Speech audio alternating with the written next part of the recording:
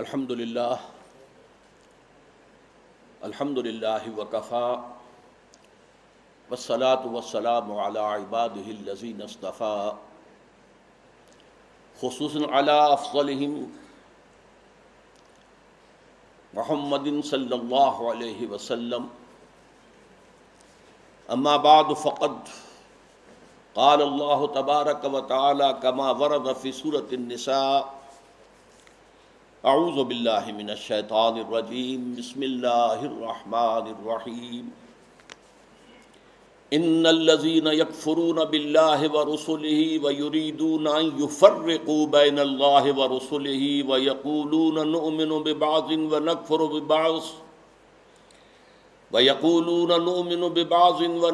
ببعض ویریدون ان یتخذوا بین ذلک سبیلا اولئک هم الکافرون حقا وَأَعْتَدْنَا لِلْكَافِرِينَ عَذَابًا مُهِينًا.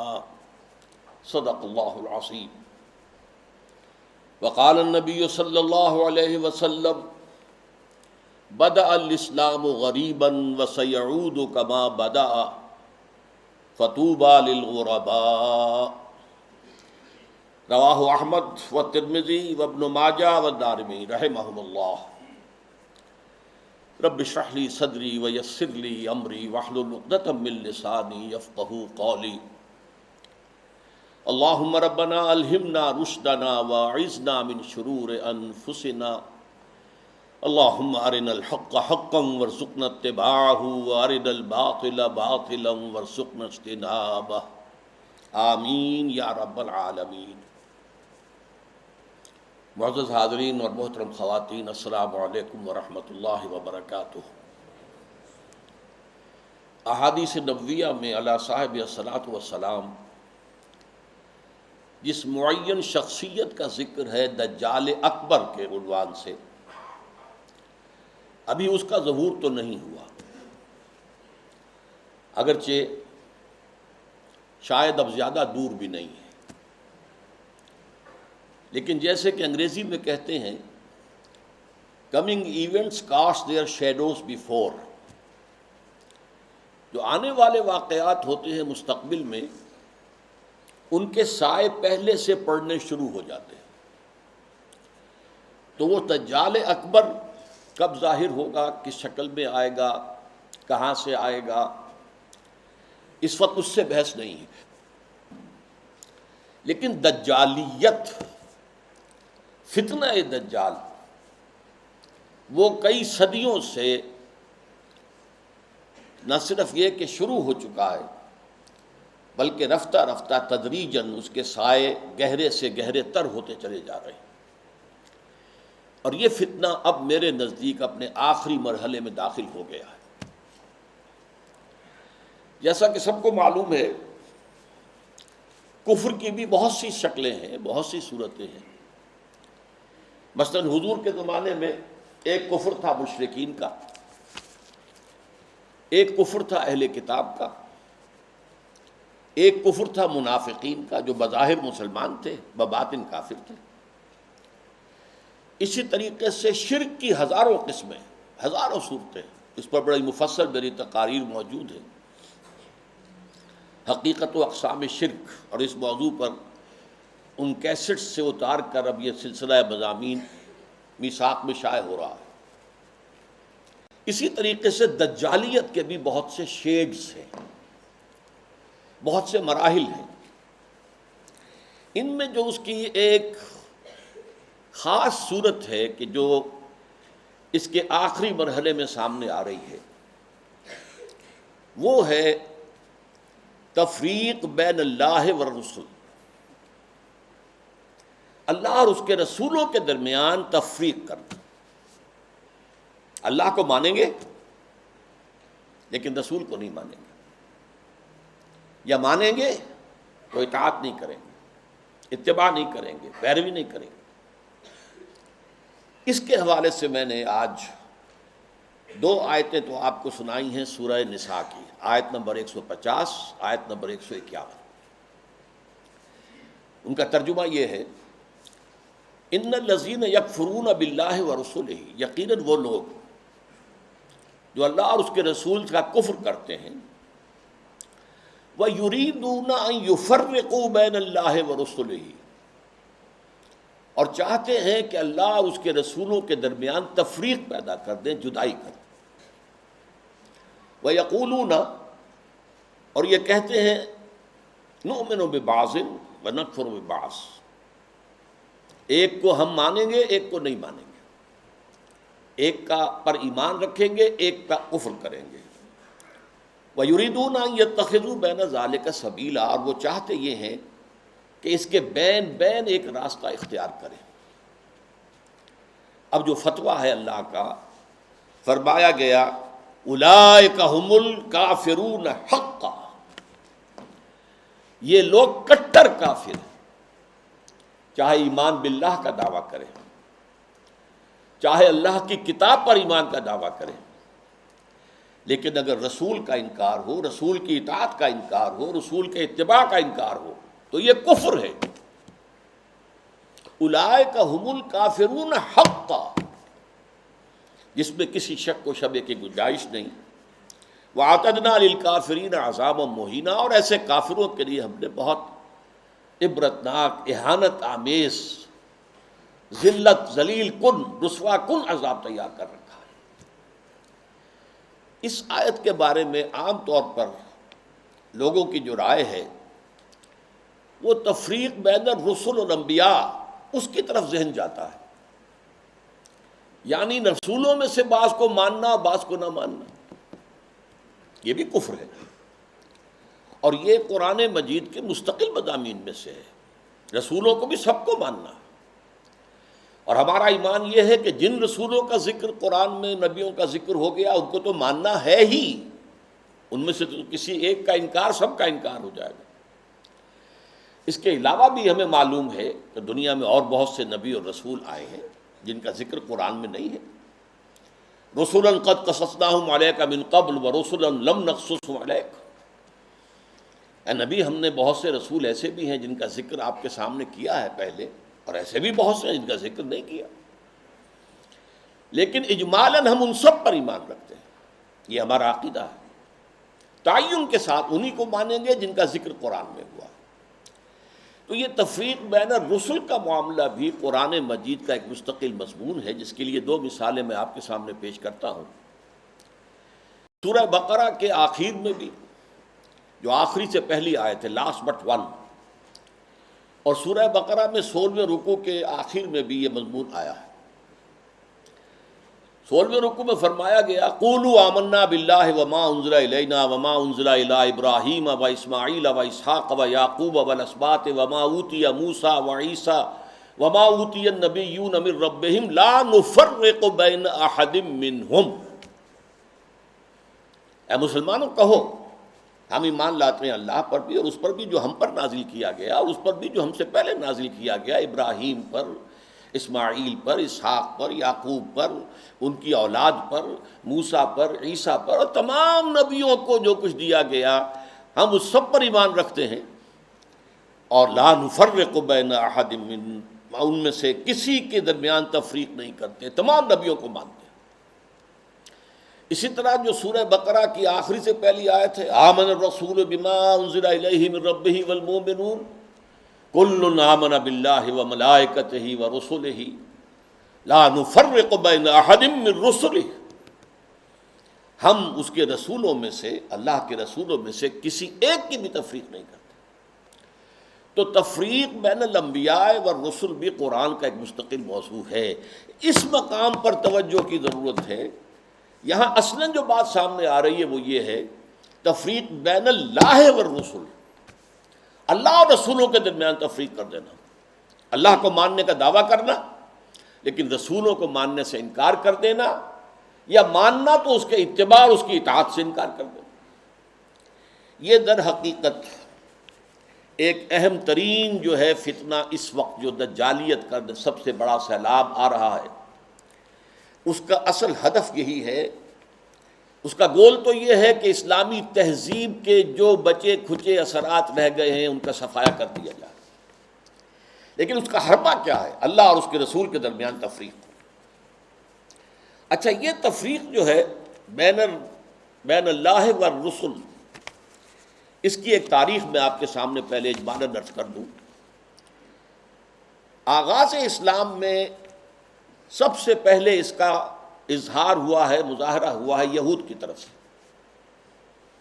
ہم اللہ کو مانتے ہیں، یوم آخر کو مانتے ہیں، ہمیں بھی مسلمان مانو، صاحب ایمان تسلیم کرو۔ یہ جو دوسرا رکوع ہے سورہ بقرہ کا، اس میں اگرچہ منافقین کا تذکرہ بھی ہے، لیکن یہاں اصلاً یہود کا ذکر ہے۔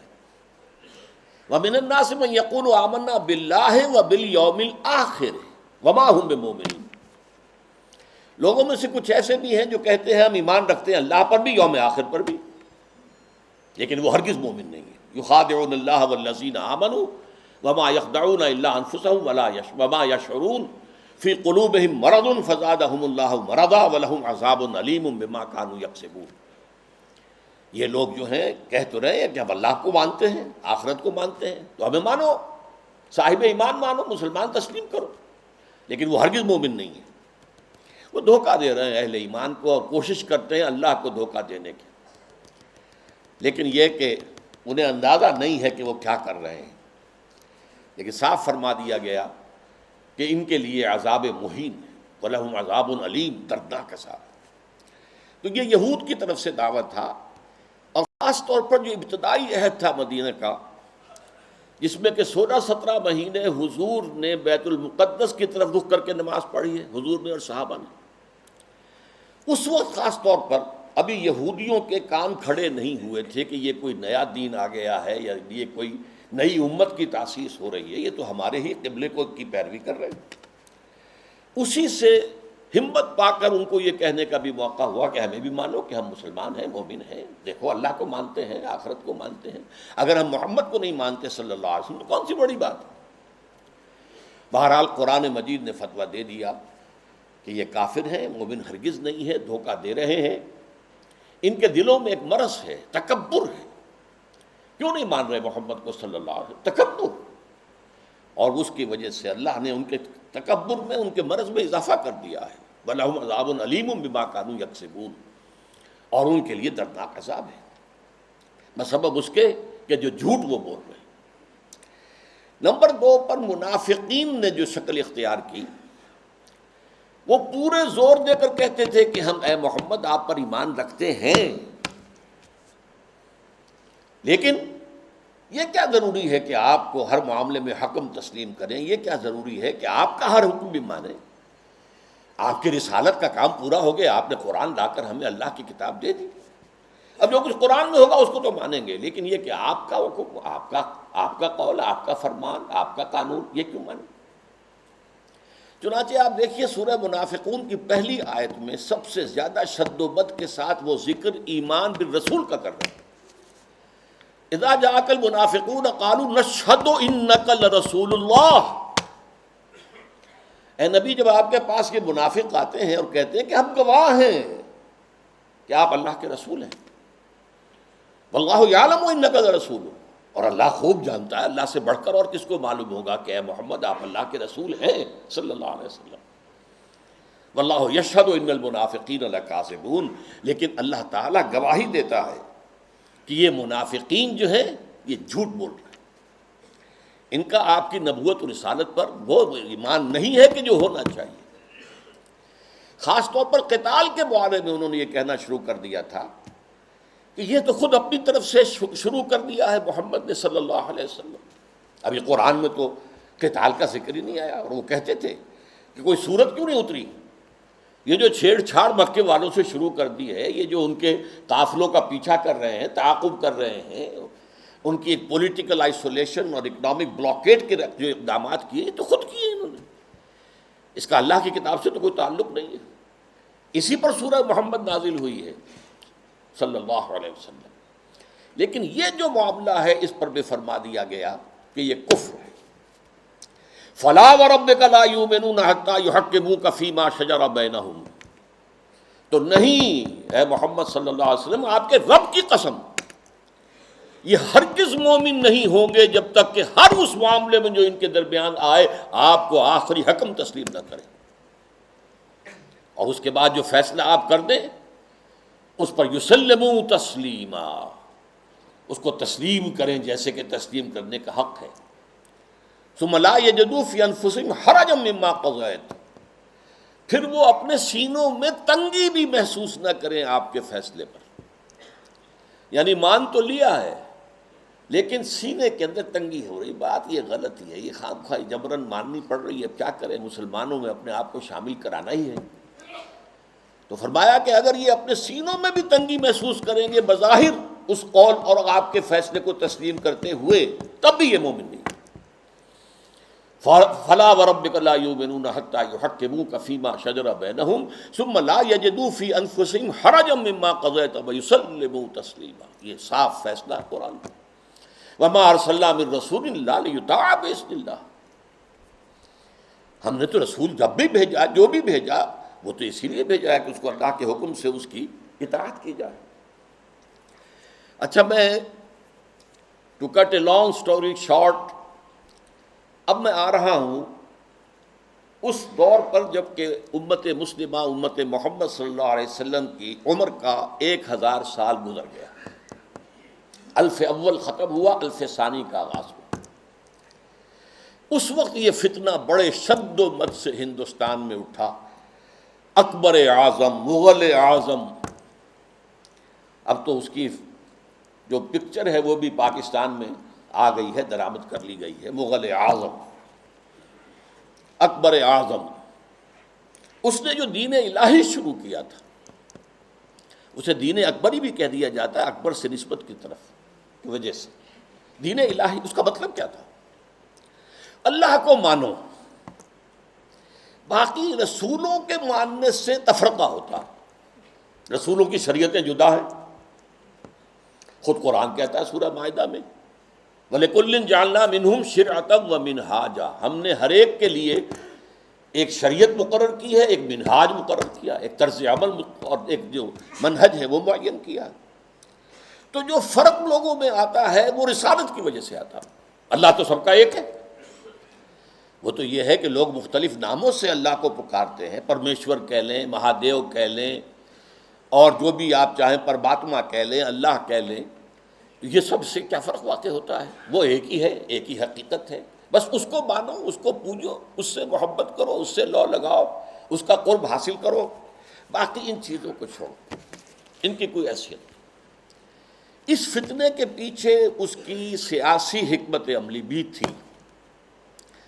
ہندوستان کے حالات کو یقیناً یہ کہ اگرچہ وہ ان پڑھ تھا، بالکل ان پڑھ، لیکن ذہین بہت تھا، اندازہ کر لیا تھا کہ ہندوستان کا اصل مسئلہ یہی مذہبی تفاوت اور فرق ہے، لہذا کوئی شکل ایسی ہو کہ اس تفرقے کو مٹا دیا جائے، اور اس کی شکل یہ شریعت کا اور رسالت کا تصور جو ہے بیچ میں سے نکال دیا جائے، تو اللہ کے اوپر، اللہ کو رام کہہ لو، رحمان کہہ لو، کیا فرق واقع ہوتا ہے؟ اس سے یہ ہے کہ یکجہتی پیدا ہو جائے گی۔ ہندو عورتوں سے شادی کی، یہاں تک کہ اس کا جانشین جہانگیر سلیم شہزادہ، وہ بھی ایک ہندو، اجودھا بائی جو ہے اس کے وطن سے پیدا ہوا، ہندوؤں سے شادیاں کی، کئی جو ہیں اس کی رانیاں تھیں، تلک بھی لگا لیتا تھا، بتوں کو بھی پوجا کر لیتا تھا، ڈنڈوت کر دیتا تھا، ہر رانی کے ہاں موجود ہے بت، وہاں گیا تو وہاں بھی اس نے سجدہ کر دیا، یا کم سے کم سر جھکا لیا، ہاتھ جوڑ کے کھڑا ہو گیا۔ یہ سارا فتنہ اس نے شروع کیا تھا ایک پولیٹیکل وزڈم کے تحت، لیکن اس کی ایک تائید ہو رہی تھی، اور وہ تصوف کے جس میں ہمہ اوست اور وحدت الوجود گڑبڑ ہو گئے تھے، pantheism and unity of existence, یہ دو چیزیں علیحدہ ہیں، ان میں فرق باریک سا ہے، عوام اس فرق کو سمجھنے سے قاصر ہے۔ یہاں کے تصوف میں یہ دونوں چیزیں گڑبڑ ہو گئی۔ ہمارے ہاں بھی صوفی شاعر نے کہا ہے نا، مسجد مندر ہکڑو نور، یہ سرائے کی علاقے کے بہت بڑے صوفی، مسجد میں اور مندر میں ایک ہی نور ہے، نور تو ایک ہی ہے، رام کہہ لو، رحمان کہہ لو، کیا فرق پڑتا ہے؟ آپ کے لاہور میں مزار ہے کس کا؟ مادھو لال حسین، اب یہ مادھو لال ہندو نام، حسین کا اس کے اندر لاحقہ لگا دیا۔ تو یہ تصوف جو ہے، یہ اور اکبر کی حکمت عملی نے مل کر ایک اتنا بڑا فتنہ شروع کیا کہ محمد کی شریعت اور محمد کی رسالت کا دور ختم ہو گیا صلی اللہ علیہ وسلم. وہ 1000 سال کے لیے تھا، کیونکہ قرآن مجید میں 2 جگہ یہ بات آئی ہے کہ اللہ کا ایک دن تمہارے حساب سے 1000 سال کا بنتا ہے. وہ ایک دن اللہ کا ختم ہو گیا اور یہ جو شریعت محمدی اور نبوت محمدی کا دور تھا وہ ختم ہوا. اب یہ ایک نیا دور ہے، اس میں جو ہے وہ دین الہی چلے گا. اس فتنے کا توڑ کیا حضرت مجدد الف ثانی. میں نے کہا تھا نا یہ الف ثانی کے آغاز میں فتنہ اٹھا. امت کی عمر کا دوسرا 1000واں جو ہے دور وہ شروع ہو رہا تھا، 1000 سالہ دور. تو وہ فتنہ جو تھا الف ثانی کا، اس کا توڑ کرنے کے لیے اللہ نے جس مجدد کو اٹھایا ہے اس کا نام ہی پڑ گیا مجدد الف ثانی رحمۃ اللہ علیہ، شیخ احمد سرہندی. اس نے توڑ کیا، جس کے بارے میں اقبال کہتا ہے گردن نہ جھکی جس کی جہانگیر کے آگے، جس کے نفس گرم سے ہے گرمی احرار. وہ ہند میں سرمایہ ملت کا نگہباں، اللہ نے بر وقت کیا جس کو خبردار. ملت تو ختم ہو رہی تھی، اس لیے کہ ملت کی جو بنیاد جو ہے وہ حضور صلی اللہ علیہ وسلم کے اتباع اور اطاعت پر ہے. محض قرآن پر تو نظام کوئی بنتا ہی نہیں سرے سے. نماز کا نظام نہیں بنتا، اور کیا نظام بنے گا؟ نماز کا نظام کہاں بنے گا قرآن پر؟ تاکیدی حکم ہے نماز قائم کرو، نماز قائم کرو، نماز قائم کرو. وہ 5 نمازوں کا ذکر کہاں ہے؟ یہ ان رکعتوں کا ذکر کہاں ہے کہ فجر کی 2 ہیں، فرض جو رکعتیں ہیں، اور ظہر اور عصر کی 4 ہیں، مغرب کی 3 ہیں، عشاء کی پھر 4. کہاں ہے؟ قرآن میں تو کہیں نہیں. اس لیے نظام اگر بنتا ہے، یہاں تک کہ نماز کا نظام بھی وہ سنت سے بنتا ہے. ملت بنتی ہے تو سنت سے بنتی ہے. بمصطفیٰ پر اساخی اشراق دی ہماوست، اگر مؤون رسیدی تمام مولا بیست. اپنے آپ کو مصطفیٰ صلی اللہ علیہ وسلم کے قدموں تک پہنچا دو کہ دین تو نام ہی ان کا ہے. بہت صحیح بات ہے. اگر ان تک تمہاری رسائی نہ ہوئی تو سب مقبولہ بھی ہے. یہی فتنہ پھر 19ویں صدی میں سامنے آیا ہے. اب یہ ایک ہندو کے ذریعے سے آیا. راجہ رام موہن رائے بہت بڑا عالم تھا، فارسی کا، عربی کا، اردو کا، ہندی تو اس کی زبان تھی. اور ہندوؤں میں جو احیاء ہوا ہے ان کا قومی سطح پر، وہ جن اشخاص کا مرہون منت ہے ان میں بہت بڑے مقام پر راجہ رام موہن رائے ہے. اور یہ موحد تھا، موحد کامل. چنانچہ انگریز جب آ چکے، آپ کو معلوم ہے 18ویں صدی میں آ گیا تھا انگریز. جنگ پلاسی کے بعد سے بنگال پر اس کا قبضہ ہو چکا تھا. اس کے بعد رفتہ رفتہ وہ سیلاب آگے آ رہا تھا. کلکتے ہی میں انہوں نے پہلا پریس قائم کیا، پہلا کالج قائم کیا. انجیلیں اردو میں ترجمہ کر کے، مقامی زبانوں میں ترجمہ کر کر کے لاکھوں کی تعداد میں پھیلا دی. اس فتنے میں مسلمان جو نہیں بہے اس کے ایک اور بھی اسباب ہیں اللہ کے فضل و کرم سے، لیکن ایک بہت بڑا ذریعہ راجہ رام موہن رائے بنا. آئینہ تسلیم کے نام، آئینہ تسلیس کے نام سے اس نے کتاب لکھی جس میں توحید کا اس بات کی مسلمانوں کی طرف سے دفاع کی.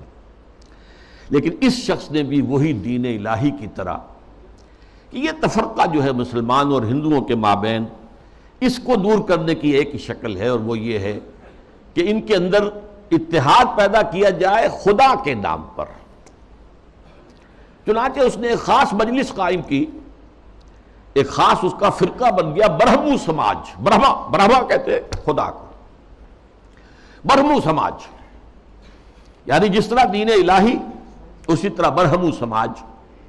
وہ یہ ہے کہ ایک برہما کو مان لو، بس خدا کو مان لو، جو تم اللہ کہہ لو، ہم اسے پرمیشور کہہ لیں، برہما کہہ لیں، جو چاہیں کہہ لیں. لیکن یہ ہے کہ باقی چیزیں جو ہیں ان کو ذرا پسے پش ڈال دو، ان کی اہمیت کم کر دو. تو برہمو سماج جو ہے اس نے پیدا کیا. اس کا انتقال 1833 میں ہوا تھا. اس کو پھر 20ویں صدی میں تازہ کیا ہے گاندھی نے متحدہ قومیت کے لیے. اس کی بھی ایک سیاسی بصیرت تھی. انگریز کی غلامی سے نجات پانے کی کوئی صورت نہیں ہے جب تک کہ مسلمان اور ہندو متفق نہ ہو، متحد نہ ہو. اور ان کے اتحاد میں جو چیز حائل ہے وہ شریعت ہے، قانون ہے، تہذیب ہے مسلمانوں کی. تو جب تک ان کو گڈمٹ کر کے ایک ہاون دستے میں ڈال کر کوٹ کر پیس کر ایک نہ بنا دیا جائے تب تک یہ متحد نہیں ہو سکتے، اور جب تک یہ متحد نہیں ہوں گے آزادی نہیں ہو سکتی. اسی کی وجہ ہے کہ اس کی پرارتھنا جو ہوتی تھی صبح ہی صبح اس میں گیتا بھی پڑھی جاتی تھی، قرآن کی تلاوت بھی ہوتی تھی، گرو گرنتھ کو بھی پڑھ کے سنایا جاتا تھا، تاکہ معلوم ہو یہ سب ایک ہیں بھائی، اس میں کیا فرق واقع ہوتا۔ یہ فتنہ اس شد و مت سے اٹھا تھا، متحدہ قومیت، علماء کی کتنی بڑی تعداد تھی جو کہ مولانا حسین احمد مدنی رحمۃ اللہ علیہ کی سرکردگی میں اس متحدہ قومیت کی قائل ہو گئی، اور مان لیا انہوں نے کہ آج کل تو دنیا میں قومیں جو ہیں وطن کی بنیاد پر بنتی، وطنیت۔ مولانا ابوالکلام آزاد بھی اس فتنے کا شکار ہوئے۔ اس فتنے کا توڑ کیا ہے جس شخص کو خصوصی نسبت تھی مجدد الفسانی سے رحمۃ اللہ علیہ، یعنی علامہ اقبال، کہ مسلمانوں کی قومیت کی بنیاد وطن نہیں ہے، مذہب ہے، اور مذہب جو ہے وہ نام ہے محمد صلی اللہ علیہ وسلم کے اطاعت اور اتباع کا۔ وطنیت کے بارے میں جو کچھ انہوں نے کہا، اس دور میں اور ہے، جام اور ہے، جم اور، ساقی نے بنا کی روش لطف و ستم اور، تہذیب کے آزر نے ترشوائے صنم اور، مسلم نے بھی تعمیر کیا اپنا حرم اور، ان تازہ خداؤں میں بڑا سب سے وطن ہے، جو پیرہن اس کا ہے وہ مذہب کا کفن ہے۔ یہ وہی بات جو مجدد الفسانی نے کہی تھی، اسی بات کو علامہ اقبال نے کہا ہے، اور ان کی بڑی گہری باہمی نسبت ہے۔ چوتھے نمبر پر پھر جب انگریز کا یہاں پر پورا تسلط ہو گیا 1857 کے بعد، تو فتنہ انکار حدیث پیدا ہوا، سنت رسول کا استخفاف۔ یہ چونکہ مغرب سے درآمد شدہ فلسفہ اور نظریات اور مغرب سے درآمد شدہ سائنس کے زیر اثر تھا، لہذا یہ فتنہ پورے عالم اسلام میں ہوا، اگرچہ اس کے مرکز دو بنے ہیں، ایک ہندوستان اور دوسرے مصر۔ مصر ثقافتی اعتبار سے عالم عرب کا امام، اور عجمی اسلام جو ہے اس میں سب سے اہمیت، سب سے بڑھ کر وہ ہندوستان کو تھی۔ تقریباً پوری دنیا کی جو مسلمانوں کی آبادی ہے اس کا تہائی ہندوستان میں ہوتا تھا، آج بھی ایسا ہی ہے۔ 40 کروڑ سے زائد جو ہیں وہ بھارت اور پاکستان اور بنگلہ دیش میں ہیں، 125 کروڑ کل جو ہے مسلمان، ایک تہائی تعداد تو یہاں ہوتی تھی، اور یہاں پہ ظاہر بات ہے کہ ثقافت کا بہت بڑا مرکز، علم کا۔ اس میں جو آغاز ہوا سر سید احمد خان سر خیل، اس کے بعد یہ کہ یہاں بھی علماء، اور علماء بھی جو اہل حدیث تھے، وہ اس کا شکار ہوئے۔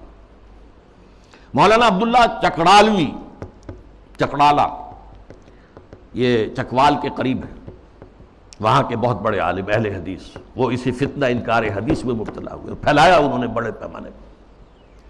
اسی طرح مولانا اسلم جہراج پوری یو پی کے، انہوں نے اس فتنے کو بھڑکایا، وہ بھی اہل حدیث سے مسلکن۔ اسی طریقے سے مولانا تمنا عبادی، نیاز فتح پوری، بہت عمدہ مضمون نگار، انشا پرداس۔ غلام جیلانی برق، اگرچہ اس کی آخر میں ہدایت ہو گئی، لیکن سب سے بڑھ کر یہ فتنہ جس شخص سے پھیلا ہے وہ غلام احمد پرویز۔ اس کا لکھنے کا اسلوب بھی بڑا اچھا تھا، دلکش تھا، تقریر کا اسلوب بھی بہت اچھا تھا اور دلکش تھا۔ اور یہ جان لیجئے فتنہ وہی شخص برپا کر سکتا ہے جس میں صلاحیت ہوتی ہے۔ عام آدمی کیا فتنہ برپا کرے گا، اور کرے گا تو پھیلائے گا کیسے؟ تحریر و تقریر سے فتنہ جو ہے وہ پھیلتا ہے، پروان چڑھتا ہے، اور ان دونوں چیزوں پر اس شخص کو بڑی دسترس حاصل تھی۔ دیکھیے یہ دو غلام احمد پنجاب نے پیدا کیے۔ غلام احمد قادیانی، اس نے ختم نبوت کی مہر توڑ دی، اجرائے وحی، اجرائے نبوت کا دعویٰ کر دیا۔ اور غلام احمد پرویز، اس نے اور دوسری اعتبار سے نبوت و رسالت کو زخم لگائے کہ نبی کی رسالت جو ہے وہ ٹھیک ہے ہم مانتے ہیں، لیکن نبی کی اطاعت اور اس کا اتباع یہ صرف ان کی زندگی تک تھا۔ یہ فتنہ جو ہے پرویزیت، یہ آج بھی جاری ہے۔ اس کے کچھ کیسٹس ہیں جو آج بھی پھیل رہے ہیں، نہ صرف پاکستان کے مختلف حصوں اور علاقوں میں، بلکہ اور باقی باہر کے ممالک کے اندر بھی چھوٹے چھوٹے جو ہیں ان کی جو بزم بنتی ہے، بزم طلوع اسلام جیسے یہاں پر ہوتی تھی، طلوع اسلام اس کا رسالہ تھا، تو ایسی بزمیں بنتی ہیں اور اس کے اندر لوگ جمع ہو کر اور یہ اس کے کیسٹ سنتے ہیں، اس کی تقریریں سنتے ہیں۔ یہ فتنہ کیا تھا، اس کو میں یہ چاہتا ہوں کہ give the devil his due, شیطان کو بھی جو اس کا حق ہے وہ دینا چاہیے۔ اس نے کبھی انکار نہیں کیا مطلقاً حدیث کا، بلکہ اس کا موقف اصل میں کیا وہ سمجھ لیجئے۔ نمبر 1، دائمی ہدایت اور دائمی قانون صرف قرآن کا ہے۔ سنت رسول، رسول کے حکم پر چلنا، قرآن میں جہاں بھی آیا ہے اطیعوا الرسول، اس سے مراد کیا ہے؟ اس وقت رسول امیر بھی تھے مسلمانوں کے، تو یہ اطاعت امیر کا ہے۔ وہ سربراہ مملکت بھی بن گئے مدینے میں، تو اطاعت جو ہے وہ حکمران کی ہے۔ اس اعتبار سے وہ مرکز ملت تھے، مرکز ملت کی اطاعت ہوگی۔ اب جب بھی کوئی اسلامی ریاست قائم ہوگی تو جو مرکز ملت ہوگا اس کی اطاعت ہوگی، اس سے حق حاصل ہوگا، وہ جو بھی حکم تسلیم کرے، جو حکم نہ تسلیم کرے۔ اس طرح گویا کہ رسالت محمدی اور نبوت محمدی اور شریعت محمدی اور سنت محمدی، اس کی اس نے گویا کہ عملاً نفی کر دی۔ انہوں نے کہا کہ ہم حدیثیں صرف وہی مانیں گے جو قرآن کے مطابق ہو۔ اچھا، کوئی شے قرآن کے مطابق ہے یا نہیں ہے کون طے کرے گا؟ ہم کریں گے۔ قرآن کی تشریح اور تعبیر اور تفسیر اگر سنت سے آزاد ہو کر کی جائے تو ظاہر بات ہے قرآن کو موم کی ناک بنایا جا سکتا ہے، ادھر موڑ دے ادھر موڑ دے، جو چاہے تعبیر کر لے۔ اس کی ایک میں مثال آپ کو دیتا ہوں، اگرچہ وہ بڑی استہزائیہ سے مثال ہے۔ قرآن مجید میں حکم آیا سورہ مائدہ میں، وَالسَّارِقُ وَالسَّارِقَةُ فَاقْطَعُوا أَيْدِيَهُمَا، چور مرد ہو یا عورت، ان کے ہاتھ کاٹ دو۔ اب اس کی کیا تعبیر کی؟ رسول نے تو سمجھا ہاتھ کاٹنا ہے، اور آپ نے ہاتھ کاٹے۔ ایک مخزومی خاتون تھی بڑے اونچے گھرانے کی، بنو مخزوم، وہی ابو جہل کا قبیلہ ہے، فاطمہ نام تھا، فاطمہ مخزومیہ۔ اس نے چوری کی، اب اس کا ہاتھ کاٹنے کا حکم دے دیا گیا۔ لوگوں میں بڑی جو ہے بے چینی پھیلی، بڑے اونچے خاندان کی یہ عورت ہے، اس کا ہاتھ کٹے گا۔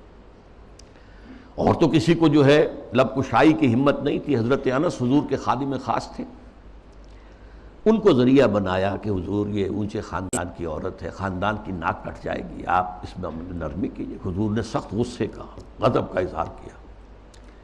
اے انس، تم سے پہلی جو امتیں برباد ہوئیں اسی لیے ہوئیں کہ جب اونچی قسم کے لوگ، اونچے لیول کے لوگ جرم کرتے تھے انہیں چھوڑ دیا جاتا تھا، اور عوام اور غریب لوگ جرم کرتے تھے تو انہیں سزا دی جاتی تھی۔ خدا کی قسم، اگر فاطمہ بنت محمد بھی چوری کرے گی، معاذ اللہ ثم معاذ اللہ ثم معاذ اللہ، رضی اللہ تعالی عنہا وصلی اللہ علیہ وسلم، تو اس کا بھی ہاتھ کاٹا جائے۔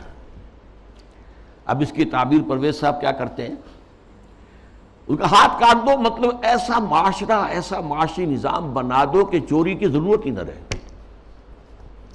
جیسے محاورے میں کہتے ہیں نا، والدین کسی مسئلے میں اپنے بیٹے سے، بھائی تم نے تمہارے ہاتھ کاٹ دیے، یعنی یہ کہ تم نے تو ایسا قدم اٹھا لیا کہ اب ہم کچھ کر ہی نہیں سکتے۔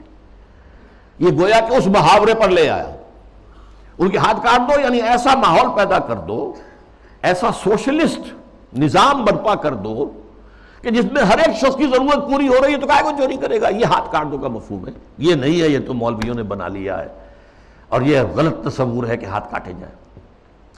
حالانکہ ڈھٹائی کا یہ عالم ہے کہ اسی آیت میں آگے فرمایا گیا ہے، جزام بما کسبا نکالم من اللہ، یہ در حقیقت ان کے کرتوت کا بدلہ ہے۔ تو گویا کہ ان کے کرتوتوں کا بدلہ یہ ہے کہ ایسا نظام قائم کرو، یہ ان کے کرتوتوں کا بدلہ ہے۔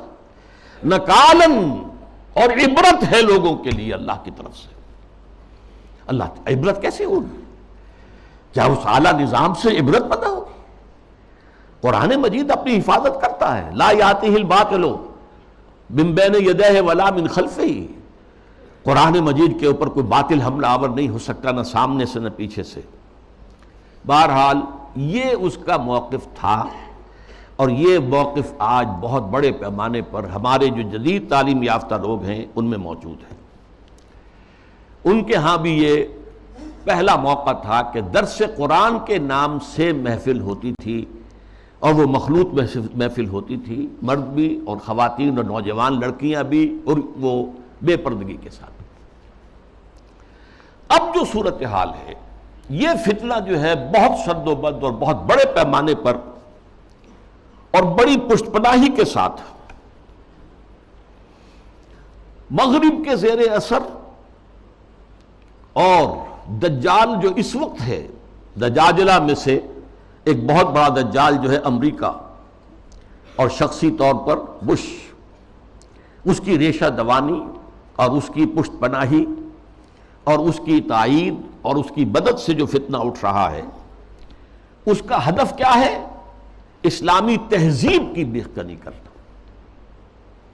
اور اس کا حربہ کیا ہے؟ تفریق بین اللہ والرسل۔ اللہ کو مانو، قرآن کو مانو اور اس کی من مانی تعبیر کرو، رسولوں کو چھوڑو، رسول کی بات کو چھوڑو۔ وہ تھے تو اپنے وقت کے لیے تھے، ایک وقتی کلچر انہوں نے پیدا کر دیا تھا، ایک وقتی نظام پیدا کر دیا تھا، وہ لوگوں کی اس وقت کی ذہنی سطح کے مطابق تھا، اس وقت کے ماحول کے مطابق تھا، یہ کوئی مستقل اور دائمی شے نہیں۔ حربہ یہ ہے۔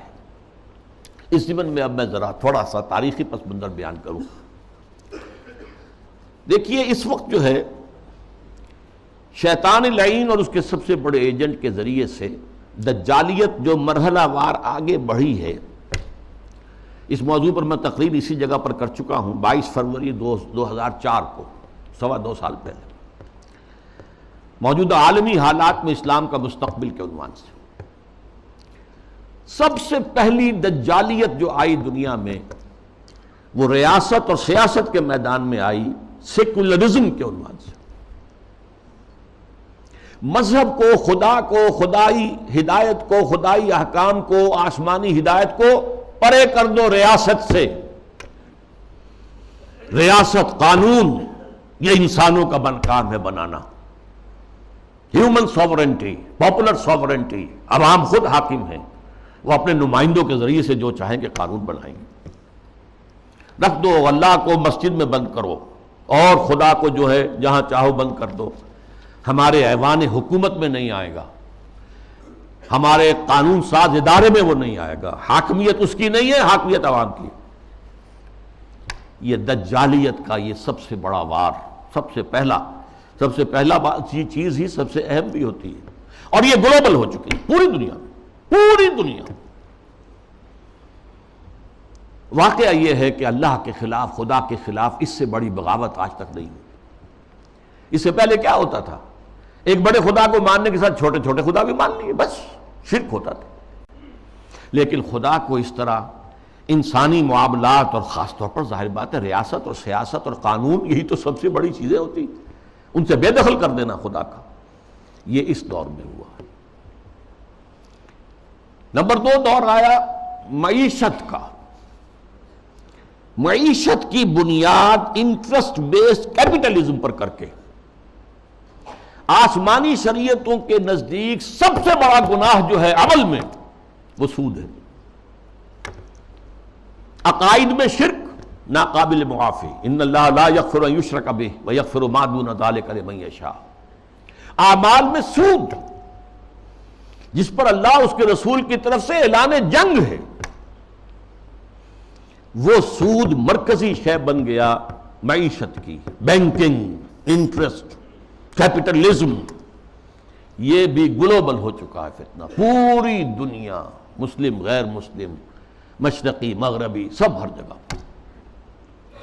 اب تیسرا وار جو آ رہا ہے یا شروع ہو چکا ہے کافی بڑے پیمانے پر، اور مغرب اور اس کے زیر اثر جو دوسرے ممالک ہیں ان کے اندر تو وہ آ چکا ہے پورے طور پر۔ ابھی عالم اسلام میں پورے طور سے نہیں آیا ہے، جس کے لیے بڑی ایک منظم سازش کے ساتھ بڑی جد و جہد ہو رہی ہے۔ وہ کیا ہے؟ شرم و حیا، عفت و عصمت کے تصورات، اور ستر و حجاب کے قوانین اور ضابطوں کے خلاف، اس سے آزاد تہذیب اور معاشرت۔ جیسا کہ میں نے عرض کیا، یہ شرم و حیا، عصمت و عفت کے تصورات، کہ یہ بھی کوئی بڑی اعلیٰ قدر ہے، ستر و حجاب یہ بھی کوئی احکام ہے، ان سب کی نفی اسلامی تہذیب کو اس وقت سب سے بڑا چیلنج اس سے ہے، اس لیے کہ یہ اسلامی تہذیب کا بنیادی نقطہ ہے، اہم ترین ہے۔ اس ضمن میں دیکھیے، سب سے پہلے امریکہ میں ان کے جو تھنک ٹینکس ہوتے ہیں، بڑے بڑے مفکر ہوتے ہیں، تھنکرز ہوتے ہیں، وہ چیزیں لکھتے ہیں اور وہ گویا کہ ایک طرح کی رہنمائی ہوتی ہے حکومت کے لیے۔ سیموئل پی ہنٹنگٹن نے لکھی کتاب، بلکہ مقالہ، تہذیبوں کا ٹکراؤ۔ اب ہمارا اصل معاملہ ہماری تہذیب کا مسلم تہذیب سے ٹکراؤ ہے، تہذیبوں کا ٹکراؤ، کلیش آف سویلائزیشنز۔ اور اس میں اس نے تجزیہ کیا، یہ چیزیں پہلے بھی بیان ہوئی ہیں، لیکن اس وقت ایک خاص موضوع کے تحت میں ترتیب کے ساتھ ان چیزوں کو لا رہا ہوں۔ اس نے کہا کہ ٹوائنبی نے کہا ہے کہ دنیا میں آج تک کل 20 تہذیبیں قائم ہوئیں، ان میں سے 12 تو مر چکی، ختم ہو گئی، نسیم منسیہ ہو گئی، 8 ابھی موجود ہیں۔ ایک ہماری مغربی تہذیب ہے، 7 اور ہیں۔ ان 7 میں سے بھی 5 تو ایسی ہیں جنہیں ہم آسانی سے ایسیمیلیٹ کر سکتے ہیں۔ انڈین سویلائزیشن آسانی سے ایسیمیلیٹ ہو گئی، وہی کلچر، وہی تہذیب، وہی بے پردگی، وہی اریانی پہلے بھی تھی اب بھی آ گئی، وہی ناچ گانا وہ پہلے بھی تھا اب اور زیادہ ہو گیا، لہذا تہذیبی ٹکراؤ وہاں تو ہے ہی نہیں۔ تو ایک دو جو تہذیبیں ہیں وہ ہمارے لیے چیلنج ہیں، وہ لوہے کے چنے ہیں، انہیں چبانے میں وقت لگے گا۔ ایک مسلم سویلائزیشن اور ایک کنفیوشین سویلائزیشن۔ کنفیوشین سویلائزیشن کے بارے میں تو میں اس وقت نہیں سمجھا تھا کہ یہ کیا واقعی کوئی چین کے اندر یا اس کے آس پاس کے ممالک میں جو بدھ مت کے پیروکار شمار ہوتے ہیں، کوئی واقعی کوئی تہذیب کنفیوشس کے حوالے سے ہے۔ ابھی حال ہی میں نیوز ویک کا ایک پرچہ چھپا ہے جس کا مین مضمون تھا کنفیوشس کا احیاء، ریوائول۔ تو یہ ہو رہا ہے چین میں اس وقت۔ لیکن یہ کہ اصل ہمارا جو مطلب ہے اس وقت، ہمارا موضوع ہے وہ مسلم سویلائزیشن ہے۔ اس نے اسے بھی شمار کیا ہے کہ یہ بھی ہمارے لیے بہت بڑا چیلنج۔ اب ذرا اسلامی تہذیب کا ایک تاریخی جائزہ، شرم و حیا، عفت و عصمت اور ستر و حجاب کے احکام پر مبنی اسلامی تہذیب، اس کا ایک تاریخی جائزہ۔ دیکھیے نبی اکرم صلی اللہ علیہ وسلم نے فرمایا تھا، وہ حدیث میں نے شروع میں آپ کو سنائی ہے، بدأ الاسلام غریبا وسیعود کما بدا۔ اسلام کا آغاز جب ہوا ہے تو وہ بہت اجنبی سا تھا، نامانوس، لوگ سمجھتے نہیں تھے یہ کیا نئی باتیں ہیں۔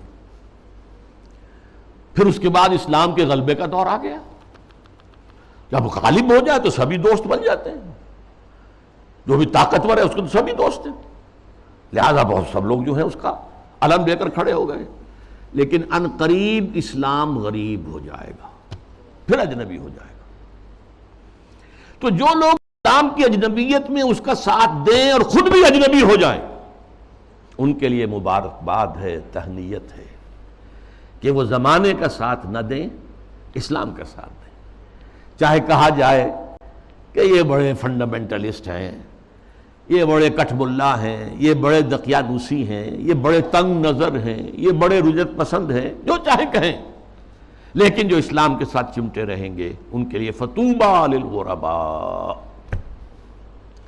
اب اس کا تاریخی تجزیہ کیا ہے؟ دیکھیے، اسلام پر اجنبیت کا پہلا پردہ یا پہلا سایہ تو پڑ گیا خلافت راشدہ کے فوراً بعد۔ حکومت و ریاست کے میدان میں امرہم شورا بینہم کے بعد ختم ہوئی اور ملوکیت، شہنشاہیت کا آغاز ہو گیا۔ اب اس کی تفصیل میں اس وقت نہیں جاؤں گا۔ بنو امیہ، بنو عباس، پھر اس کے بعد جو بادشاہتیں بنی، مغلوں کی حکومت، صفویوں کی حکومت، ترکوں کی حکومتیں، یہ تھی۔ یہ وہاں پر وہ خلافت کی بنیادی بات یہ نہیں تھی کہ چنو اپنے میں سے بہترین کو اور پھر اس کا حوالے کرو۔ ان اللہ یامرکم ان تؤدوا الامانات الی اہلہا، جو اہل ہو ان کے ذمہ داریاں جو ہیں ان کے ذمہ لگاؤ۔ اس کو ختم کر دیا گیا۔ اب جس کی لاٹھی اس کی بھینس۔ بنی امیہ کی طاقت زیادہ ہے، عصبیت شدید ہے، لہذا وہ آئے، انہوں نے حکومت قائم کر لی۔ تو یہ پہلا دور تھا اجنبیت کا، پہلا پردہ پڑا اسلام پر۔ دوسرا پردہ کچھ عرصے کے بعد جب ملوکیت نے خوب پنجے گاڑ لیے، مضبوطی ہو گئی اور ملوکیت شہنشاہیت میں تبدیل ہو گئی، یہ دور بنو عباس ہے۔ اس میں معیشت کے میدان میں بھی آ گیا معاملہ۔ ایک طرف جاگیرداری جو ملوکیت کی بنیاد ہوتی ہے، ہر جگہ مشرق و مغرب میں شہنشاہیت اور بادشاہیت میں آپ کو جاگیرداری ملے گی۔ جاگیردار ہوتے 30,000 منصبدار، 20,000 منصبدار، ان پر حکومت قائم ہوتی اور ان کے لیے ضروری ہے مزارعت۔ آپ نے بہت بڑی جاگیر دے دی ہے، لیکن کیا وہ شخص خود کاشت کر لے گا؟ وہ تو کسی کو بٹائی پر کاشت کے لیے دے گا نا۔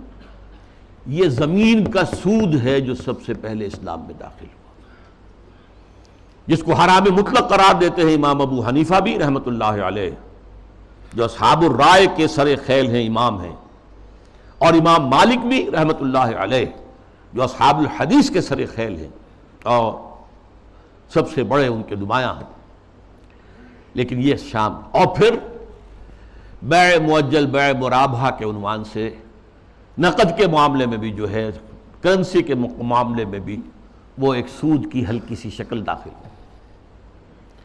یہ دوسرا دجالیت کا دور پوری دنیا میں بھی آیا، بینکنگ، انٹرسٹ بیسڈ کیپٹلزم، اور کچھ اسلامی ممالک کے اندر بھی، جیسا کہ میں نے عرض کیا کہ اس راستے سے چور دروازوں سے داخل ہوا۔ اب جو اس کا ہے مسئلہ وہ ہے معاشرت اور تہذیب پر۔ اس کی وجہ کیا ہے؟ اس تمام دور میں مسلمانوں کی تہذیب، ان کا طرز بود و باش، ان کی معاشرت اور ان کا عائلی نظام، ان کا خاندانی نظام، ان کے عائلی قوانین انٹیکٹ رہے۔ چاہے دور ملوکیت جو ہے بنو امیہ کا تھا، وہ دور ملوکیت بنو عباس کا تھا، اور چاہے اور دوسرے بادشاہوں کے دور تھے، اس میں جہاں ریاست اور سیاست کی سطح پر جو ہے وہ پردہ پڑ گیا، پھر معیشت کے معاملے میں بھی پردہ پڑ گیا، تہذیب وہی رہی، وہی تہذیب، وہی مشرق سے مغرب تک مسلمانوں کی معاشرت، عائلی قوانین سب وہی رہے، جو کہ تو رہے۔ مسلم کلچر وجود میں آیا ہے، چنانچہ مسلم آرکیٹیکچر وجود میں آیا۔ یہ مورش آرکیٹیکچر جو ہے دنیا میں مشہور ہوا، اسپین کے اندر خاص طور پر مکان بنانے کا ایک خاص انداز، زنان خانہ علیحدہ ہے، مردانہ علیحدہ ہے، پہلے مردانہ ہے، پھر اس کے بعد ڈیوری آئے گی اور زنانہ جو ہے وہ حصہ شروع ہوگا۔ باہر سے جو آئے گا وہ یہاں بیٹھے گا، مردانے میں قیام کرے گا۔ زنان خانے کے اندر جو ہے وہ تو صرف محرم جائیں گے اور کوئی نہیں جا سکتا۔